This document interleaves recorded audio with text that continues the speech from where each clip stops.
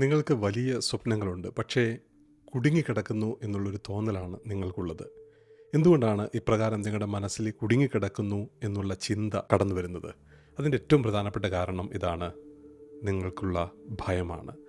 ഭയം നിങ്ങളെ കുടുക്കിയിടുകയാണ് ചെയ്യുന്നത്.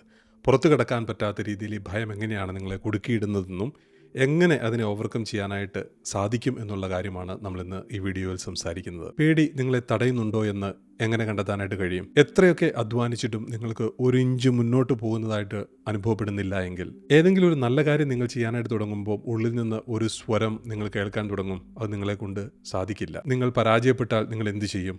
നാട്ടുകാർ എന്ത് വിചാരിക്കും? പ്രകാരമുള്ള ചിന്തകൾ നിങ്ങളുടെ ഉള്ളിലേക്ക് കടന്നു വന്ന് മുൻപോട്ട് പോകാൻ പറ്റാത്ത രീതിയിൽ കുടുങ്ങിക്കിടക്കുന്ന ഒരവസ്ഥയിലായിരിക്കും നിങ്ങളുള്ളത്. ആ ശബ്ദം അതുതന്നെയാണ് നമ്മുടെ ഏറ്റവും വലിയ ശത്രു.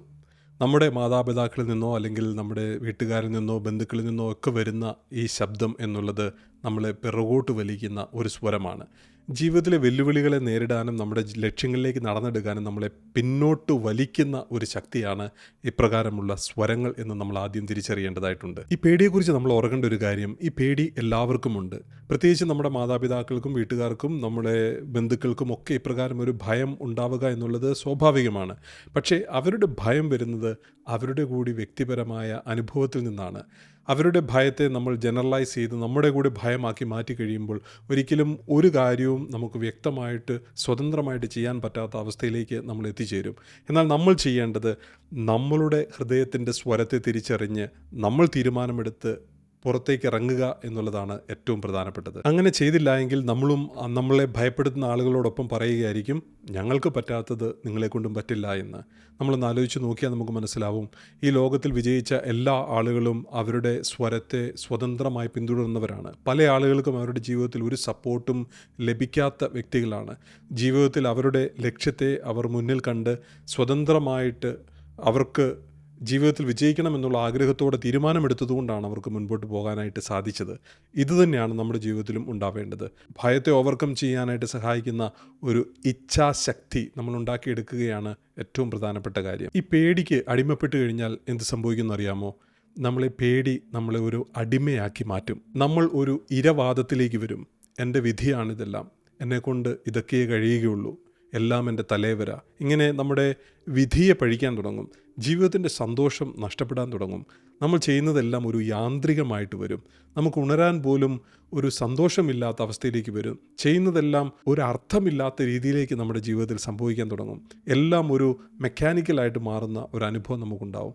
ഇതെല്ലാം ഈ ഭയത്തിൻ്റെ വെളിച്ചത്തിൽ നമ്മൾ ജീവിക്കുമ്പോൾ സംഭവിക്കുന്ന കാര്യങ്ങളാണ്. ഇപ്രകാരം ഭയം നമ്മളെ വേട്ടയാടുമ്പോൾ നമുക്ക് സംഭവിക്കുന്നത്, നമ്മുടെ ജീവിതത്തിൻ്റെ അർത്ഥത്തെക്കുറിച്ച് നമ്മൾ ചിന്തിക്കാൻ തുടങ്ങും. എവിടെയാണ് എൻ്റെ ജീവിതത്തിൻ്റെ അർത്ഥം? എല്ലാം നഷ്ടപ്പെട്ടു പോയി എന്നുള്ള തോന്നൽ വരും. ഇങ്ങനെ ജീവിക്കുന്നത് കൊണ്ട് എന്താണ് അർത്ഥമെന്ന് നമ്മൾ ചിന്തിക്കാൻ തുടങ്ങും. പിന്നീട് ഉള്ള ജീവിതം കൊണ്ട് നമുക്കൊരു അർത്ഥവും ഉണ്ടാവില്ല. നമ്മൾ ചുമ്മാ ജീവിച്ചു തീർക്കുന്ന അനുഭവത്തിലേക്ക് നമ്മൾ എത്തിച്ചേരും. ഇത് സ്വാഭാവികമായിട്ട് സംഭവിക്കുന്ന ഒരു കാര്യമാണ്. ഇതിനെക്കുറിച്ചുള്ളൊരു വ്യക്തമായ ധാരണ നമ്മുടെ ജീവിതത്തിൽ ഉണ്ടാവേണ്ടത് വളരെ അത്യാവശ്യമാണ്. ഈ ഒരു അവബോധം നമുക്കുണ്ടായില്ലെങ്കിൽ പതുക്കെ പതുക്കെ നമ്മൾ ചീത്ത ശീലങ്ങളിലേക്കും പോവും. അത് മദ്യവും മയക്കുമരുന്നും മാത്രമല്ല ഞാൻ ഉദ്ദേശിക്കുന്നത്. നമ്മുടെ സമയം ഇങ്ങനെ അലസമായിട്ട് ഫോണിലും മറ്റുള്ള കാര്യങ്ങളിലുമൊക്കെ ചിലവഴിച്ച് പ്രൊഡക്റ്റീവായിട്ടുള്ള സമയത്തെ നഷ്ടപ്പെടുത്തി കളയുന്ന അനുഭവത്തിലേക്ക് നമ്മൾ എത്തിച്ചേരുകയാണ് ചെയ്യുക. അപ്പോൾ ഇവിടെയാണ് നമുക്ക് ഒരു തിരിച്ചറിവുണ്ടാകുന്നത്. ഈ ചീത്തശീലങ്ങൾ അല്ല നമ്മുടെ ജീവിതത്തിൻ്റെ പ്രശ്നം, അത് രോഗലക്ഷണങ്ങളാണ്. യഥാർത്ഥ പ്രശ്നം എന്നുള്ളത് നമ്മളെ പിന്നോട്ട് വലിക്കുന്ന, നമ്മളെ മുന്നോട്ട് പോകാൻ സഹായിക്കാത്ത നമ്മുടെ ഭയമാണ്. അത് പുറത്തുനിന്നും അകത്തുനിന്നുള്ള ഭയമാണ്. അതിനെ നിയന്ത്രിക്കുക എന്നുള്ളതാണ് ഏറ്റവും പ്രധാനപ്പെട്ട കാര്യം. ഇനിയും എങ്ങനെയാണ് ഈ ഭയത്തെ നമുക്ക് നേരിടാനായിട്ട് കഴിയുക? ഒന്നാമത്തെ കാര്യം എന്നുള്ളത് ഈ ഭയത്തെ തിരിച്ചറിയുക എന്നുള്ളതാണ്. ആ ഭയത്തെ പേര് ചൊല്ലി വിളിക്കുക. എന്താണ് ഈ ഭയം? ഈ ഭയം കൃത്യമായിട്ട് എനിക്ക് നിർവചിക്കാൻ കഴിയുന്നുണ്ടോ? അതിനെ ഒന്നാമതായിട്ട് മനസ്സിലാക്കി കഴിയുമ്പോഴാണ് നമുക്കതിനെ കൂടുതൽ അതിൻ്റെ അവസ്ഥകളെക്കുറിച്ച് ചിന്തിക്കാനും അതിൽ നിന്നൊക്കെ പുറത്തു കിടക്കാനും നമുക്ക് സാധിക്കുക. അതൊരു പ്രധാനപ്പെട്ട കാര്യമാണ്. രണ്ടാമത്തേതെന്ന് പറയുന്നത്, സ്വതന്ത്രമായിട്ട് ചില കാര്യങ്ങൾ നമ്മൾ തന്നെ തീരുമാനമെടുക്കുക. എല്ലാ കാര്യങ്ങളും മറ്റുള്ളവർക്ക് തീരുമാനിക്കാനായിട്ട് വിട്ടുകൊടുക്കാതെ നമ്മുടെ ജീവിതത്തിലെ കാര്യങ്ങൾ നമ്മൾ തന്നെ തീരുമാനിക്കാനായിട്ട് തുടങ്ങുക. അതിൻ്റെ റിസ്ക് നമ്മൾ ഏറ്റെടുക്കുക. ചിലപ്പോൾ പരാജയപ്പെടാനായിട്ട് സാധ്യതയുണ്ട്. ഇപ്പോൾ ചെറിയ ചെറിയ റിസ്കുകൾ ഏറ്റെടുത്ത് അല്ലെങ്കിൽ ചെറിയ ചെറിയ പരാജയങ്ങളിലൂടെ വളർന്നു കഴിയുമ്പോഴാണ് നമുക്ക് നമ്മുടെ ജീവിതത്തിൽ വലിയ വലിയ കാര്യങ്ങളിലേക്ക് നമുക്ക് എത്തിച്ചേരാനായിട്ട് സാധിക്കുക. വലിയ പരാജയങ്ങളെയും സ്വീകരിക്കാനായിട്ട് കഴിയുക. അങ്ങനെ ജീവിതത്തിൻ്റെ മുൻപോട്ടുള്ള പ്രയാണത്തെ നമുക്ക് കൊണ്ടുപോകാനായിട്ട് കഴിയുക. ഈ ഓരോ ചെറിയ ചെറിയ മൂവ്മെൻറ്റും നമുക്ക് ആത്മവിശ്വാസം തരാൻ തുടങ്ങും. ജീവിതത്തിൽ സംഭവിക്കുന്ന ചെറിയ ചെറിയ പരാജയങ്ങൾ ഒന്നിൻ്റെയും അവസാനമല്ല. അതൊക്കെ ചില ലേണിംഗ് കർവുകളാണ്. ജീവിതത്തിൽ ചില കാര്യങ്ങൾ നമ്മൾ പഠിക്കുന്നു, നമ്മുടെ യാത്ര മുൻപോട്ട് തുടരുന്നു.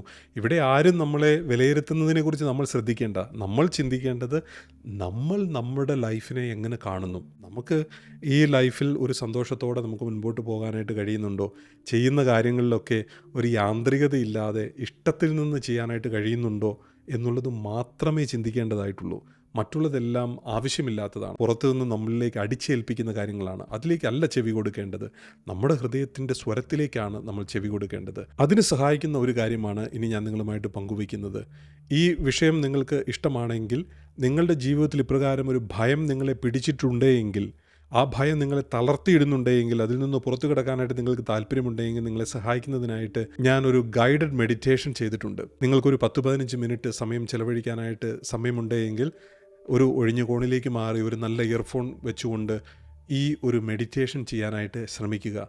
നിങ്ങളുടെ ജീവിതത്തിലേക്ക് ഒരു ശാന്തത കൊണ്ടുവരുന്നതിനും, നിങ്ങൾ കടന്നു പോകുന്ന ആ വിഷയത്തിൻ്റെ ഒരു വ്യാപ്തിയെക്കുറിച്ച് ചിന്തിക്കാനും, നിങ്ങളുടെ മറഞ്ഞിരിക്കുന്ന ചില ഉത്തരങ്ങളെ പുറത്തു കൊണ്ടുവരാനൊക്കെ ഈ മെഡിറ്റേഷന് നിങ്ങളെ സഹായിക്കാനായിട്ട് സാധിക്കും. അപ്പോൾ അതുകൊണ്ട് അതിന് സാധിക്കുമെങ്കിൽ അതിൻ്റെ ലിങ്ക് നിങ്ങൾക്കിപ്പോൾ സ്ക്രീനിൽ കാണാവുന്നതാണ്. സമയം ചിലവഴിക്കുക. തീർച്ചയായിട്ടും അത് നിങ്ങളെ ശക്തിപ്പെടുത്തും. നിങ്ങളുടെ ഭയത്തെ നിങ്ങൾ തരണം ചെയ്ത് പുറത്ത് കടക്കുമ്പോഴാണ് നിങ്ങളുടെ വിജയത്തിൻ്റെ പടികൾ നിങ്ങൾക്ക് ചവിട്ടാനായിട്ട് സാധിക്കുക.